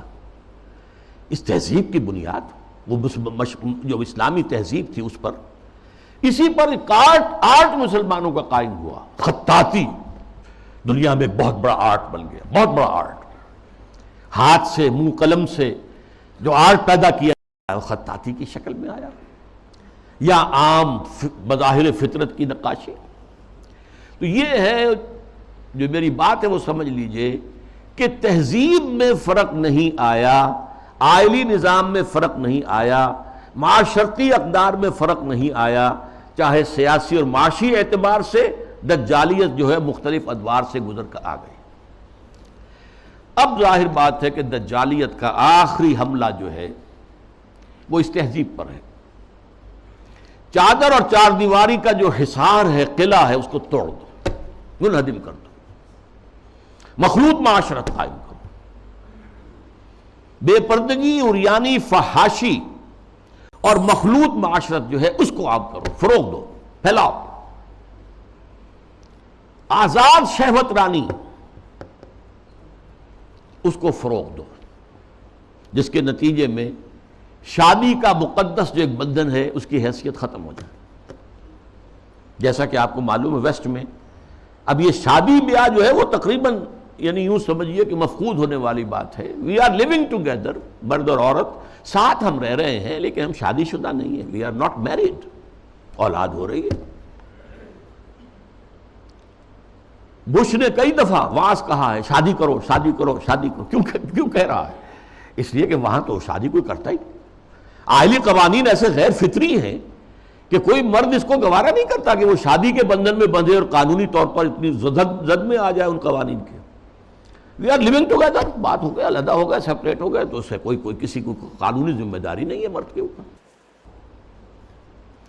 خاندانی نظام کی بے کنی، یہ ہے جو آخری حملہ ہے دجال کا، اور یہ حملہ جیسا کہ میں آپ سے کہتا ہوں کہ دنیا میں کہہ چکا ہوں، دنیا کے بہت بڑے حصے میں تو پورے طور پر آ چکا ہے۔ ابھی عالم اسلام میں یہ اتنا فروغ نہیں پا سکا ہے، ابھی کچھ نہ کچھ خاندانی قدریں موجود ہیں، کچھ بزرگوں کا احترام ہے، شادی کا بندھن کی اس کی کوئی اہمیت ہے، اس کا ایک تقدس ہے، شرم و حیا کی کوئی قدر و قیمت ہے، عصمت و عفت کا کوئی تصور ہے، وہ بھی کوئی اعلیٰ قدر ہے، ستر اور حجاب کے کچھ نہ کچھ، بہرحال اگرچہ بہت بڑے پیمانے پر وہ فتنہ ہمارے ہاں بھی آ رہا ہے، لیکن ابھی کچھ نہ کچھ بقایا ہے، اور یہ سب عالمی سطح پر ہو رہا ہے۔ مسلمانوں کی تہذیب کی یہ جڑ اور بنیاد کاٹنے کے لیے ذرا یاد کیجئے، قاہرہ کانفرنس ہوئی سب سے پہلے عالمی سطح پر، ویمن لب، عورتوں کی آزادی کے لیے، پھر بیجنگ کانفرنس ہوئی، پھر بیجنگ +5 کانفرنس ہوئی یونائٹڈ نیشنز آرگنائزیشن کی جنرل اسمبلی کے تحت، اور اس میں کیا سفارشات دی گئیں یہ پہلے بھی میں بیان کر چکا ہوں۔ نمبر 1، ہومو سیکسولیٹی کو کوئی عیب نہ سمجھا جائے، یہ بھی انسان کا ایک طبعی تقاضا ہے، مرد مرد سے، عورت عورت سے شہوت رانی کرے، یہاں تک کہ مرد اور مرد کی شادی اور عورت کی شادی، ایک مرد جو ہے وہ شوہر ہے، دوسرا مرد بیوی ہے، ایک عورت شوہر کے درجے میں ہے، دوسری عورت بیوی کے درجے میں۔ اسی طریقے سے یہ جو تم کہتے ہو عصمت فروش عورتوں کو پروسٹیٹیوٹس، یہ بڑا گندا لفظ استعمال کرتے ہو، ان کو اس کو بھی اس کا احترام ہونا چاہیے، وہ بھی ایک پیشہ ہے، ایک محنت ہے، لہذا انہیں کہو سیکس ورکرز، محنت کش، جنس کی بنیاد پر محنت کرنے والیاں۔ آخر کوئی شخص مزدور کام کر رہا ہے، وہ اپنے جو مسل پاور ہے اسے استعمال کر رہا ہے اور پیسہ کما رہا ہے، تو ایک عورت نے اپنے جسم کے ایک اور حصے کو استعمال کیا ہے اور پیسے کما رہی ہے، تمہیں کیا اعتراض ہے؟ کیوں حقارت کی نگاہ سے دیکھتے ہو؟ پھر مرد اور عورت ہر اعتبار سے برابر، شانہ بشانہ، وراثت میں برابر کا حصہ، یہ کیا ہے؟ عورت کا حصہ آدھا مرد سے، یہ کیا گواہی عورت کی آدھی مرد سے؟ کیا تو کھیل برابر۔ اور عورت اگر شادی کر کے تمہارے گھر میں آباد ہو جاتی ہے تو اگر وہ گھر کا کام کاج کرے گی تو اجرت لے گی، اس پر اس کو حق حاصل ہے۔ اور اسی طریقے سے اگر وہ پریگننسی کی مصیبت جھیلتی ہے اور چائلڈ برتھ کی تکلیف اس پر بھی اجرت طلب کر سکتی ہے شوہر سے۔ اور نمبر 3، اگر ہم بستری کے لیے مرد جو ہے اصرار کرے جبکہ عورت انکار کر رہی ہو تو اس کو بھی ریپ کہا جائے گا، زنا بالجبر کہا جائے گا، میریٹل ریپ، یہ شادی کے اندر بھی ریپ کا تصور ہے۔ یہ ہیں وہ چیزیں جو آج عالمی سطح پر بے پردگی، فحاشی، یہ تو یوں سمجھیے کہ اب بڑی پیچھے رہ گئی باتیں، جو میں نے باتیں آپ کو بتائی ہیں، یہ یونائٹڈ نیشنز کی جنرل اسمبلی کی سفارشات میں شامل۔ اب دیکھیے، شریعت کا ہمیں معلوم ہے کہ دار و مدار یا اساس یا بنیاد جو ہے 2 چیزوں پر ہے، بنیادی، 2 اضافی چیزیں بھی ہیں، لیکن جو بنیادی ہیں سب کے نزدیک، قرآن اللہ کی کتاب اور سنت اللہ کے رسول کی، یہ سارے قوانین کا جو استنباط کیا جائے گا وہ ان 2 چیزوں سے۔ 2 اضافی چیزیں کیا ہیں؟ اجماع اور قیاس، اجتہاد، لیکن بنیادی 2 ہی ہیں، قرآن اور سنت رسول۔ لیکن خاص طور پر جب تہذیب کا معاملہ آتا ہے، تہذیب کے معاملے میں قرآن، سنت رسول، اور سب سے اہم ہے رسول سے محبت، رسول کی تعظیم، وہ مرکز ملت ہے دائم اور قائم ہمیشہ کے لیے۔ مرکز ملت وہ ہے اللہ کا رسول ہے صلی اللہ علیہ وسلم۔ ان کی تعظیم میں کمی ہوگی تو دین کی جڑ ختم ہو جائے گی، تہذیب ختم ہو جائے گی۔ ان کی اطاعت ہی نہیں، اتباع، ان کا اتباع اگر نہیں ہوگا تو تہذیب اسلامی نہیں رہے گی۔ پھر میں آپ کو اقبال کا شعر سنا رہا ہوں، مصطفیٰ پر اساں خیش را کے دی ہماؤس، اگر بہو نہ رسیدی تمام بولا بیست۔ یہی وجہ ہے، دیکھیے ویسے تو یہ مضامین سورہ حجرات کے درس میں نے تفصیل سے بیان کیے ہیں۔ مرکزی شخصیت جو ہے ہمیشہ کے لیے امت مسلمہ کے اندر، باقی چھوٹی چھوٹی قیادتیں ادھر ادھر، کوئی پاکستان میں قائد اعظم بن گیا، کوئی بونگ بندو بن گیا، کوئی اور جو ہے وہ کارنو جو ہے وہ لیڈر بن گیا، یہ ہے سب، لیکن اصل لیڈر، اصل شخصیت، مرکزی شخصیت پورے عالم اسلام کے اندر وہ محمد رسول اللہ کے صلی اللہ علیہ وسلم۔ ان سے محبت، ان کی تعظیم، سوء ادب بھی نہ ہو جائے، ان کی آواز سے اوپر اپنی آواز کہیں کر دو گے تو سارے اعمال ہبط ہو جائیں گے۔ یا ایھا الذین آمنوا لا ترفعوا اصواتکم فوق صوت النبی ولا تجهروا له بالقول كجهر بعضكم لبعض ان تحبط اعمالكم وانتم لا تشعرون۔ میں تفصیل سے عرض کرتا رہا ہوں کہ صحابہ کے دور میں تو مطلب تھا حضور کی آواز سے اونچی آواز کر کے بات کرنا، اب کیا ہے؟ حضور کی بات کے مقابلے میں اپنی بات لانا۔ حضور نے تو یہ کہا، لیکن میری رائے ہے، واہ، اگر آپ نے مان لیا کہ حضور نے یہ فرمایا ہے تو پھر آپ کون ہیں؟ یہ تمام اعمال صالحہ، ساری تمہارے کرتوت جو بھی تم نے کمائی کی ہے سب ضائع ہو جائیں گے، تمہیں پتہ بھی نہیں چلے گا۔ بھائی میں نے کوئی گناہ کبیرہ تو نہیں کیا، میں نے کوئی اور نہ زنا کیا، نہ شراب پی ہے، نہ کچھ اور کیا ہے۔ انتم لا تشعرون، تمہیں شعور بھی نہیں ہوگا، اور تمہاری ساری جو بھی اب تک کی کارگزاری ہے، تمہارے اعمال ہیں، وہ سب ہبط ہو جائے۔ اب دیکھیے اس پر ٹو پرونگڈ حملہ ہو رہا ہے مغرب سے۔ نمبر ایک، محمد صلی اللہ علیہ وسلم کی شخصیت کو مجروح کر دو۔ یہ کام پہلے بھی ہوا ہے، لیکن یہ بڑے مصنفین کی کتابوں میں ہوا، بڑے محدود پیمانے پر ہوا۔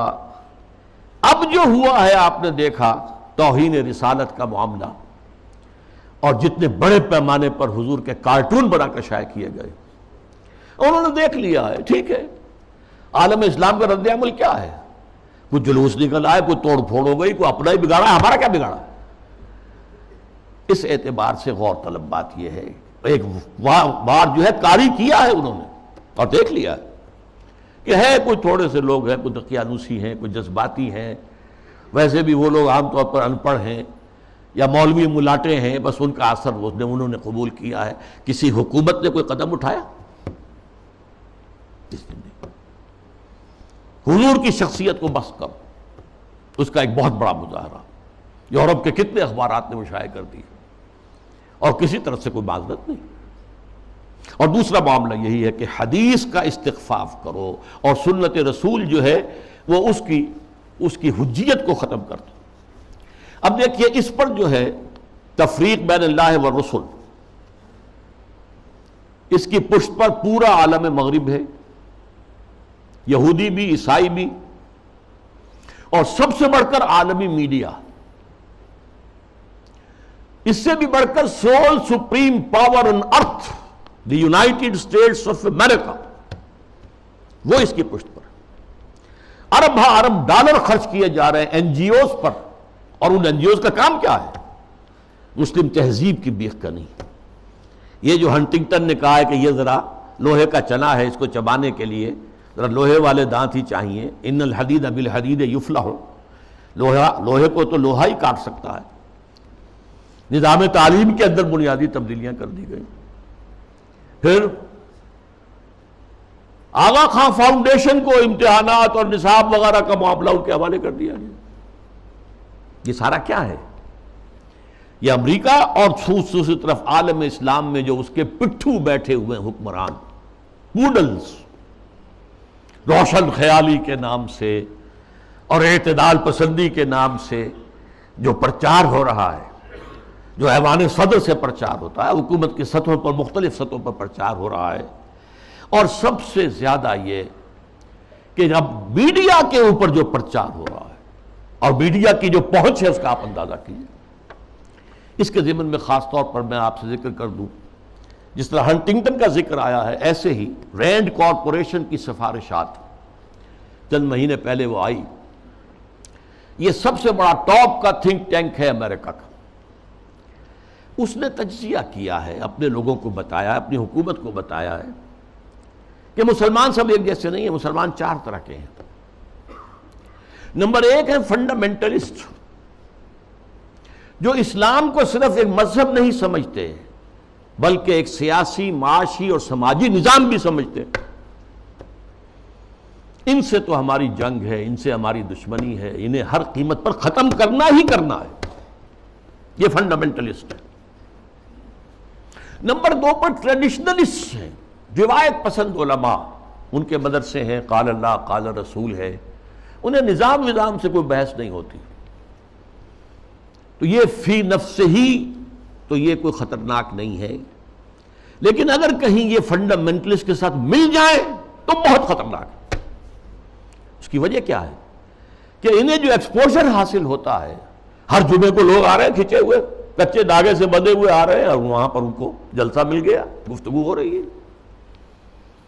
کوئی اور جماعت جو ہے، کوئی سیاسی جماعت چھوٹا سا جلسہ بھی کرے گی تو کتنے کھکیڑ بول لے گی، پوسٹر شائع کرے گی، کچھ ڈنڈورا پیٹے گی، کچھ اور کرے گی، اشتہار اخبارات میں دے گی۔ یہاں جو ہے کہ خود بخود ہو رہا ہے، کچے دھاگے سے بندھے آئیں گے سرکار میں، اور اکثر مسلمان آتے ہیں تو نہا دھو کر اچھے کپڑے پہن کر آتے ہیں تاکہ ایک اچھے ماحول میں خوشبو لگا کر آؤ، تاکہ اچھا ماحول ہو، پسینے کی بدبوؤں سے طبیعت منغص نہ ہو جائے۔ تو یہ ٹریڈیشنلسٹ جو ہے ان کا ایکسپوژر بہت بڑا ہے، اگر یہ فنڈامنٹل کے ساتھ مل جائے تو بہت خطرناک ہے۔ پھر انہوں نے اس پر مشورہ بھی دیا، ان کو ان کے باہمی مسلکانہ اور مذہبانہ جو اختلافات ہیں ان کے اندر لگائے رکھو، بھڑکاؤ ان کو تاکہ اور ادھر ادھر نہ دیکھ سکے۔ تیسرے نمبر پر اس نے کہا کہ ماڈرنسٹ ہے، ایسے دانشور ہیں کہ جو اسلام کی تعبیر ایسی کر رہے ہیں اسلامی تہذیب کی کہ جو ہماری تہذیب کے ساتھ کمپیٹیبل ہے، جڑ جاتی ہے، مل جاتی ہے، وہ ہماری تہذیب کے لیے کوئی چیلنج نہیں رہتی، وہ تعبیر۔ یہ جو ماڈرنسٹ دانشور ہیں ان کی ضرورت ہے کہ ان کو سپورٹ کیا جائے، ان کی مدد کی جائے، اور خاص طور پر الیکٹرانک میڈیا میں ان کو ایکسپوژر دیا جائے۔ یہ نوٹ کیجئے، یہ ساری چیزیں جو ہو رہی ہیں، ڈانڈے کہاں مل رہے ہیں، کہاں سے آ رہی ہیں ہدایات، کس کی طرف سے پالیسی لائنز جو ہے فکس کی گئی ہیں، میڈیا پر ان کو ایکسپوژر دیا جائے، اس لیے کہ ظاہر بات ہے مسجد میں تو کوئی ان کی بات سنے گا نہیں، کون کھڑا ہونے دے گا ان کو ممبر پر، لہذا ان کے لیے ذریعہ جو ہے اس سے کہیں زیادہ وسیع اب ذریعہ ہمارے پاس میڈیا کا ہے، اس پر ایکسپوژر دو۔ چوتھے انہوں نے کہا کہ مسلمانوں میں بھی بڑی تعداد ہے جو خالص سیکولر ہو چکے ہیں، وہ تو ہمارے ہیں ہی ہیں، وہ سمجھتے ہیں کہ یہ نماز روزہ ہے تو بس انفرادی مسئلہ ہے، کوئی کرے نہ کرے، لیکن یہ ہے کہ اس کا ریاست سے، حکومت سے، قانون سے، تہذیب سے، تمدن سے کوئی راستہ نہیں۔ تو یہ 4 کیٹیگریز میں سے یہ 2+2 ہو گئے، ماڈرنسٹ اور سیکولرسٹ تو ہمارے ساتھی ہیں، اور یہ فنڈامنٹلسٹ اور ٹریڈیشنلسٹ انہیں ٹیکل کرنا پڑے گا، سب سے بڑھ کر فنڈامنٹلسٹ کو جو اسلام کو ایک نظام سمجھتے ہیں، سیاسی، معاشی، معاشرتی نظام، اور اس کے بعد یہ کہ یہ جو ٹریڈیشنلسٹ ہیں جن کا کہ اثر و رسوخ عوام کے اندر ہے، تو ان کو جو ہے اپنے باہمی اختلافات میں الجھائے رکھا جائے۔ اب میں چند مثالیں آپ کے سامنے پیش کر رہا ہوں، اس کے جو مظاہر ہیں۔ ظاہر بات ہے کہ وہ تو مثالیں تو بے شمار ہو سکتی ہیں، لیکن اس وقت میں چند مثالیں دوں گا۔ دیگ کا چند چاول بتا دیتے ہیں کہ دیگ کا کیا حال ہے۔ ہمارے ہاں کے ایک بڑے ابھرتے ہوئے دانشور ہیں، انہیں اب بڑا مقام حاصل ہو گیا ہے، میڈیا میں بھی، سرکاری معاملات میں بھی، کونسل آف اسلامک آئیڈیالوجی میں، اور اسی طرح کے ایک اور دانشور ہیں کہ جنہیں بٹھا دیا گیا ہے سپریم کورٹ کی شریعت اپیلیٹ بینچ میں، وغیرہ وغیرہ۔ بہرحال وہ جو دانشور ہیں جن کا میں نے پہلے ذکر کیا، ان کی ایک بات سامنے آئی، یہ پردہ وردہ اسلام میں نہیں ہے، یہ کوئی مستقل حکم نہیں ہے، یہ تو ایک خاص زمانے کا کلچر تھا، کلچر ہے صرف، اس سے زیادہ اس کی کوئی اہمیت نہیں۔ یہ بات صحیح ہے کہ یہ کلچر ہے، لیکن یہ مسلم کلچر ہے، صرف اس زمانے کے لیے نہیں تھا، یہ ہمیشہ کے لیے کلچر ہے۔ اس لیے کہ ظاہر بات ہے جب اسلام آیا ہے تو عرب میں کوئی کلچرل ویکیوم تو نہیں تھا، ان کا اپنا کلچر تھا۔ وہاں وہ عریانی نہیں تھی جو آج ہے، نہیں تھی۔ عورت کا لباس ہوتا تھا پورا۔ باہر نکلتے ہوئے عورتیں اس دور جاہلیت میں بھی چادر لیتی تھیں، صرف یہ کہ چہرہ کھلا رہتا تھا۔ چادر جسے جلباب کہا جاتا ہے، بڑی سی چادر جس میں وہ لپٹ کر نکلتی تھی باہر۔ تو اس طریقے سے ایک کلچر موجود تھا۔ پھر یہ بھی تھا بند سنور کر نکلنا اور لوگوں کی نگاہوں میں کھبنا، یہ بھی عام تھا، اس کے اوپر کوئی پابندی نہیں تھی، مخلوط معاشرت تھی، یہ تھی۔ اب اسی معاشرت کے اندر اسلام نے تبدیلیاں کی۔ پہلی بات فرمائی وَقَرْنَ فِي بُيُوتِكُنَّ، مسلمان عورتوں، خواتین، تمہاری اصل جگہ تمہارا گھر ہے۔ بند سنور کر باہر نکلنا اور اپنے نسوانی حسن کی نمائش کرنا یہ ہرگز تمہارے لیے جائز۔ وَلَا تَبَرَّجْنَ تَبَرُّجَ الْجَاهِلِيَّةِ الْأُولَىٰ، اور دیکھو جب گھر سے نکلتی ہو، نکلنا پڑے ضرورت سے، بول تو تمہاری اصل جگہ تمہارا گھر ہے۔ نکلنا ہے تو بھی جلباب جو ہے، جلباب، اس کا ایک پلو اپنے چہرے کے آگے بھی لٹکا لیا کرو، نقاب کی شکل کے اندر، کہ چہرہ چھپ جائے۔ تمہارا جو نسوانی حسن ہے، جس کا سب سے بڑا انڈیکس جو ہے چہرہ ہوتا ہے، وہ عام لوگوں کی نگاہوں میں نہ آئے۔ یہ سارے احکام کائے کے لیے دیے گئے۔ اس معاشرے میں ایک تبدیلی کی گئی۔ دوپٹہ وہاں بھی تھا، بِخُمُرِهِنَّ، جو سورہ نور میں آیا لفظ، خمار اوڑھنی کو کہتے ہیں۔ اوڑھنی ہوتی تھی اور عام عورت کام کرتے ہوئے اس کو اپنی کمر کے گرد کس لیتی تھی، کمر کس کے، لہذا کام کرتی تھی گھر کا، یا پھر یہ کہ گلے میں ڈال لیا۔ سر کو ڈھانپنا اور خاص طور پر جو اپنے سینہ ہے، سینے کو اس کے کور کرنا، یہ نہیں تھا، اس میں کہہ دیا تم اپنا جو ہے سر بھی ڈھانکو، اور وَضْرِبْنَ بِخُمُرِهِنَّ عَلَىٰ جُيُوبِهِنَّ، اپنے گریبانوں کے اوپر اپنی اوڑھنیوں کے بکل مارو، تاکہ جو عورت کا نسوانی حسن ہے اس میں ایک بہت بڑا حصہ یہ بھی ہے، اس کو مزید چھپاؤ۔ کرتا تو پہلے سے تھا، لیکن یہ وَضْرِبْنَ بِخُمُرِهِنَّ عَلَىٰ جُيُوبِهِنَّ، یہ جو تمہارے خمار ہیں، جو تمہاری یہ اوڑھنیاں ہیں، ان کے ذرا بکل بھی مار لیا کرو اپنے اوپر۔ اس نے وہ تہذیب پیدا کی ہے جس کا میں تذکرہ کر چکا ہوں کہ اس نے ہماری ایک طرز تعمیر بھی تبدیل کر دی، مردانہ اور زنانہ معاملہ اور گھر بنانا۔ مورش آرکیٹیکچر خاص طور پہ دنیا کے اندر مشہور ہے، ٹاپ کے آرکیٹیکچرز میں سے۔ اور پھر یہ سارا جو نظام بنا ہے، اور یہ چلا آیا، انگریزوں کے دور میں بھی نہیں ختم ہوا یہ، اور فرانسیسی کہیں گئے، کہیں اور گئے، کوئی اور پورچوگیز گئے، ڈچ گئے، وغیرہ وغیرہ، اطالوی گئے، لیکن یہ تہذیب کا جو یہ سٹرکچر تھا یہ قائم رہا، انٹیکٹ رہا۔ اب اس کے خلاف جو مہم ہو رہی ہے وہ میں آپ کو بتا چکا ہوں کہ عالمی سطح پر ہے۔ جیسے یہ پردے کے معاملے میں، یہ پردہ جو کہ میں نے ایک بڑی مفصل تقریر کی تھی، پردے 4 ہیں، ایک نہیں 4۔ پہلا پردہ جو ایک پورے کرٹن کی طرح گویا کہ ہمارے پورے معاشرے کے اندر تنا ہوا ہے، وہ سیگریگیشن آف سیکسز، عورتوں اور مردوں کو علیحدہ کرو، مخلوط معاشرت نہ ہو۔ دعوت ولیمہ ہو رہی ہے تو ایک طرف عورتیں ہیں، دوسری طرف مرد ہیں، مخلوط نہیں۔ لیکن اب مخلوط بھی ہوتی، وہ تو جدید تہذیب جو ہے جیسے جیسے پھیل رہی ہے، اور کمال یہ کرتے ہیں کہ دولہا اور دلہن کو سجی سجائی دلہن کو لا کر جو ہے وہ وہاں پر اسٹیج پر بٹھا دیتے ہیں۔ بڑھ رہا ہے کینسر جو ہے وہ آگے سے آگے بڑھ رہا ہے۔ پہلا پردہ سیگریگیشن، ٹھیک ہے، کوئی کام کرنے کی پابندیاں نہیں ہے، تعلیم حاصل کرنے پر پابندی نہیں ہے، لیکن یہ کہ سیگریگیشن کے ساتھ ہوگا جو بھی معاملہ ہوگا۔ میں تفصیل سے کر چکا ہوں، وہ میری تقریر کے ویڈیو بھی ہیں، آڈیو بھی ہیں، وغیرہ وغیرہ، اور شاید وہ کہیں مضمون کی شکل میں میثاق میں چھپ بھی چکی ہو۔ اگلا پردہ کیا ہے کہ عورت گھر سے نکلے تو یا جلباب کے اندر لپٹی ہوئی ہو، اور یا یہ ہے کہ پھر اسی کی ایک شکل بن گئی، وہ لپٹی ہوئی بھی ہو، اپنے چہرے کے اوپر ایک اس کا حصہ پلو لٹکا بھی لے، اسی کی شکل بعد میں برقعے کی شکل میں آ گئی، آسانی ہو گئی۔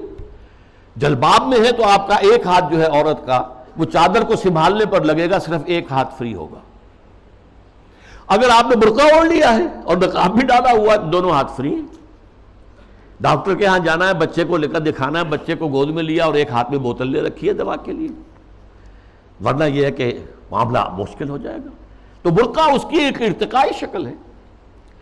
تیسرا پردہ چار دیواری، گھر کے اندر صرف محرم داخل ہوگا، نامحرم نہیں جائے گا. چاہے وہ آپ کا داماد ہے، لیکن داماد کی محرم صرف اس کی بیوی ہے، آپ کی ایک بیٹی ہے، دوسری بیٹیاں اس کی محرم نہیں ہے. ساس محرم ہے اور آپ کی بیوی آپ کی محرم ہے، وہ اگر آئی ہوئی ہے اپنے میکے میں ٹھیک ہے، لیکن یہ کہ اندر جو دوسری لڑکیاں ہیں وہ نامحرم ہیں، سالیاں جو ہیں وہ تمہاری محرم نہیں ہیں. یہ تیسرا پردہ ہے. چوتھا پردہ ہے ستر. محرموں کے سامنے بھی پورا جسم نہیں کھول سکتے، صرف چہرہ، سر کے بال بھی نہیں، ہاتھ اور پاؤں. یہ ستر کہلاتا ہے. یہ تیسرا پردہ ہے. ان تین چیزوں کے علاوہ کوئی جسم کا حصہ باپ کی نظر پہ بھی نہیں آنا چاہیے، بھائی کی نظر میں بھی نہیں آنا چاہیے. مستور رہے گی گھر کے اندر بھی مسلمان عورت. اس کے بعد جو ہے وہ صرف شوہر کا معاملہ ہے. یہ چار پردے ہیں اسلام میں. اس تہذیب کی بنیاد آج اس کی بے خکنی کی جا رہی ہے، ختم کیا جا رہا ہے، اور یہ ماسٹر سٹروک ہے. اسلامی تہذیب کی جڑ کھود دینے والی شے یہ ہے. جیسا کہ میں نے عرض کیا کہ ایک کلچر تھا، اس کلچر کے اندر کچھ اضافہ کر دیا گیا. ایسے ایک مثال حج کی ہے. حج تو دور جاہلیت میں بھی ہو رہا تھا، بس یہ تھا کہ تلبیہ میں انہوں نے شرک شامل کر دیا تھا. لبیک اللہم لبیک، لبیک اللہم لبیک، لبیک لا شریک لک لبیک الا شریکا تملکہ وما ملک. میں حاضر ہوں پروردگار، میں حاضر ہوں، تیرا کوئی شریک نہیں سوائے اس شریک کے کہ جس کا تو ہی مالک ہے. اس کے پاس جو اختیارات ہیں وہ بھی تیرے ہی اختیار میں ہیں. یعنی وہ جو عیسائیوں کی تثلیث ہے، تین میں ایک، ایک میں تین، تو اس تلبیہ میں توحید بھی ہے اور جو ہے شرک بھی ہے، وہ ختم کر دیا گیا. اب تلبیہ کیا ہے؟ لبیک اللہم لبیک، لبیک لا شریک لک لبیک، ان الحمد والنعمت لک والملک لا شریک لک. بس یہی اصلاح کی گئی نا. تلبیہ پہلے بھی تھا، اب بھی. طواف حرم کا پہلے بھی تھا، اب بھی ہے. بیت اللہ آپ جانا ہے، منا میں ٹھہرنا ہے، اور پھر اس کے بعد جو ہے وہ جانا ہے عرفہ، میدان عرفات میں. اس میں کیا غلطی ہو گئی تھی کہ قریش کہتے تھے کہ ہم تو حرم کے متولی، ہم حدود حرم سے باہر نہیں جا سکتے، وہ صرف منا میں ٹھہرتے. اس کو روک دیا گیا. ثم افیضوا من حیث افاض الناس، جاؤ تم بھی وہیں پر، تمہارا کوئی خاص مقام نہیں. عرفہ جو ہے، الحج علی عرفہ، حج تو نام ہی عرفہ کا ہے. وقوف عرفہ جو ہے اس کا رکن اعظم ہے.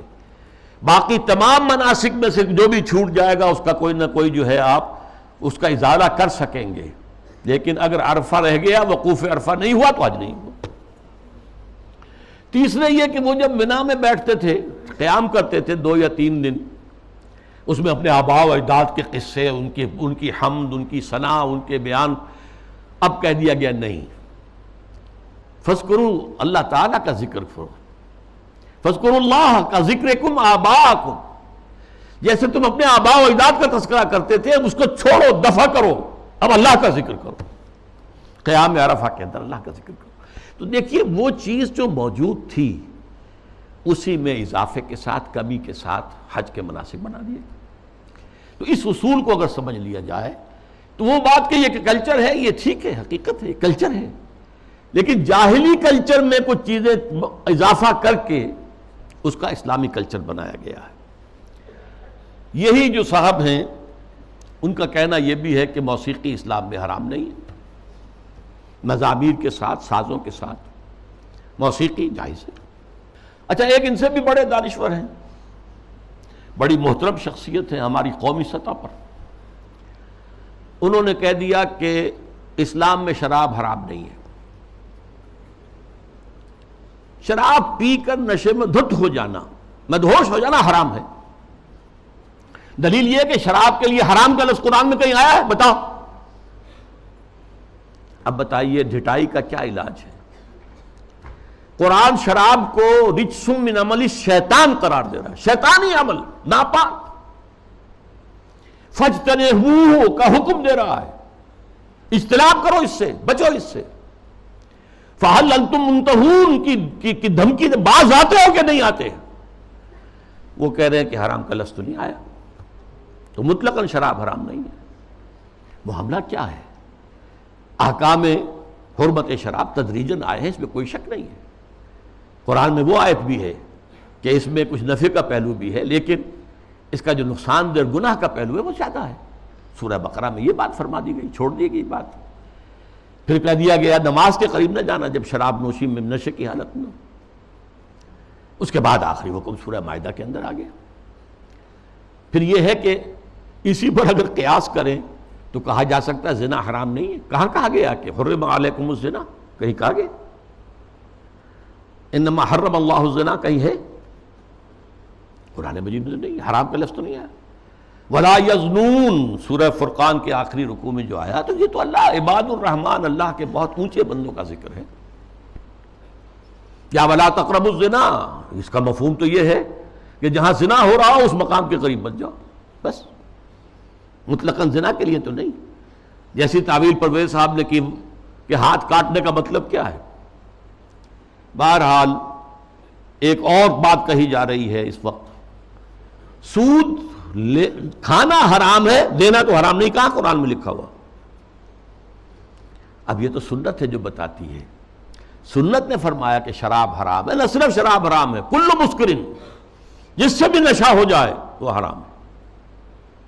چنانچہ سلفی علماء جو ہے خاص طور پہ سعودی عرب کے، وہ تو سگریٹ نوشی کو بھی حرام کہتے ہیں، تمباکو نوشی حرام، تدخین حرام، اس لیے کہ اس سے بھی ایک نشہ سا ہوتا۔ باقی یہ کہ یہ اصول ہمارے سامنے آیا، ہماری تہذیب کی بنیاد بنا۔ ما اسکرا کثیرہ فقلیلہ حرام، جس چیز کی زیادہ مقدار جو ہے وہ مدہوشی پیدا کر دے، نشہ پیدا کر دے، اس کی تھوڑی مقدار بھی حرام ہے۔ یہ نہیں کہ تھوڑی سی شراب پی لی جائے تو اس سے تو چستی آ جاتی ہے، اس سے تو ہاں ٹھیک ہے، قرآن نے بھی کہا کہ اس میں کچھ ہے، منافع ہے، لیکن یہ کہ اس میں گناہ کا پہلو زیادہ ہے، اب اس کو حرام مطلق کر دیا گیا۔ بہرحال یہ ہیں وہ مثالیں جو میں نے دی ہیں تہذیبی سطح پر۔ باقی جو اور کام ہو رہے ہیں جو اسلام کی بہکنی کے لیے، لیکن تہذیب، مسلمانوں کی تہذیب جو تاحال کچھ انٹیکٹ چلی آ رہی تھی اور ابھی کچھ اثرات اس کے باقی ہیں، جس سے کہ کلیش آف سویلائزیشن جو ہے اس کے اندر قرار دیا گیا۔ مسلمان تہذیب جو ہے وہ ہمارے لیے ایک چیلنج ہے، جس کے لیے کہ اب ایک بڑا میڈیا اور اربوں ڈالر خرچ کیے جا رہے ہیں۔ اسی میں ایک ہائر لیول پر ایک بات اور بھی ہے، اور یہ بہت سویپنگ ہے۔ قرآن کو بھی اب نہیں چھوڑا گیا، اس پر بھی حملہ ہے۔ قرآن سے بھی صرف اصول لیے جائیں گے، اسپیسیفکس، معین احکام قرآن کے جو ہیں وہ صرف اپنے دور کے لیے تھے۔ اگر زنا کا، شادی شدہ مرد اور عورت کا، رجم کا ہے، یہ اپنے وقت کی بات ہے، یہ مطلقاً نہیں ہے، ہمیشہ کے لیے نہیں ہے۔ ہاتھ کاٹ دینا چوری کا، یہ اس دور کے لیے تھا، ہمیشہ کے لیے نہیں ہے۔ اصول لے لو، زنا نہیں ہونا چاہیے، اصول لے لو، چوری نہیں ہونی چاہیے۔ اسپیسیفکس جو ہیں خاص طور پر حدود و تعزیرات کے اندر، یہ صرف اس دور کے ماحول کے اعتبار سے تھیں، یہ چیزیں لاگو نہیں ہیں۔ یعنی سنت تو سنت ہے، آگے قرآن کے اوپر بھی ہاتھ صاف کیا جا رہا ہے، بازی بازی بارش بابا ہم بازی۔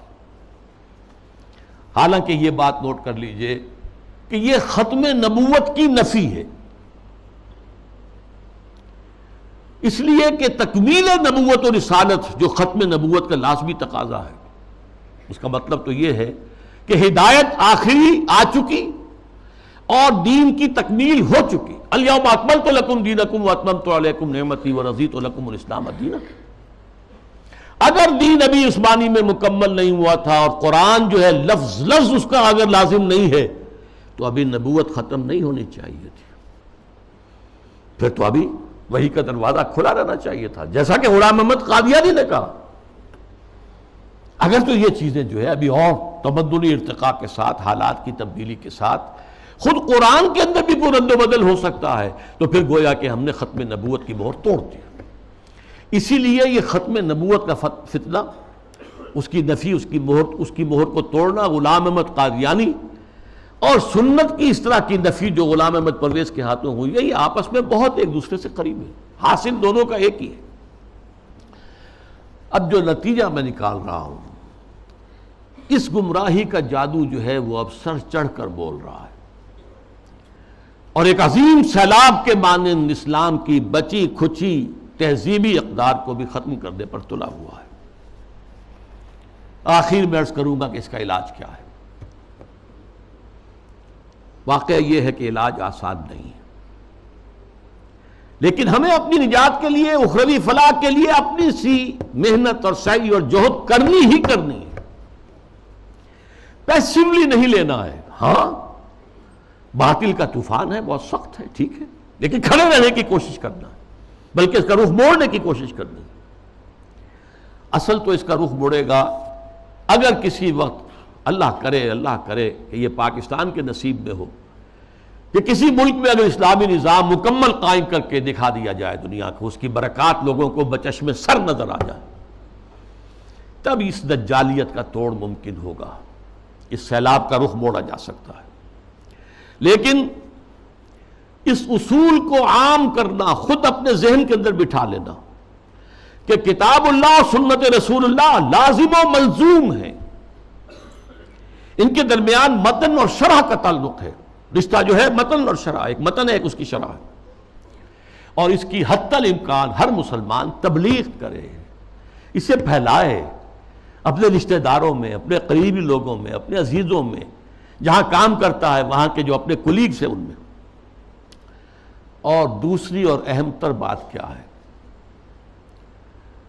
ہم خود قائم رہے پورے کے پورے اسلامی اقدار پر، ہم اپنے گھروں میں اسلامی پردہ نافذ کریں، ستر و حجاب کے احکام نافذ کریں، یہ تو ہم کر سکتے ہیں۔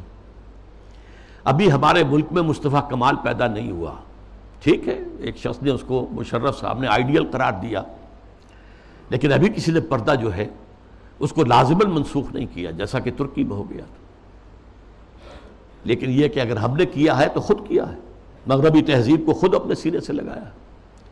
شرعی پردہ نافذ کرو اور اسلامی تہذیب کے ساتھ چمٹ جاؤ، تمسک کرو، چاہے تم اجنبی ہو جاؤ، چاہے تمہیں دقیانوسی کہا جائے، چاہے تم پر پھپتیاں کسی جائیں کہ اگلے وقتوں کے ہیں یہ لوگ، انہیں کچھ نہ کہو، یہ فنڈامنٹلسٹ ہیں، یہ تاریخ خیال لوگ ہیں، یہ رجعت پسند قسم کے لوگ ہیں، یہ قدامت پرست لوگ ہیں، یہ کٹھ ملا ہیں، جو چاہے کہہ دے دنیا، لیکن برداشت کرو، کھڑے ہو جاؤ۔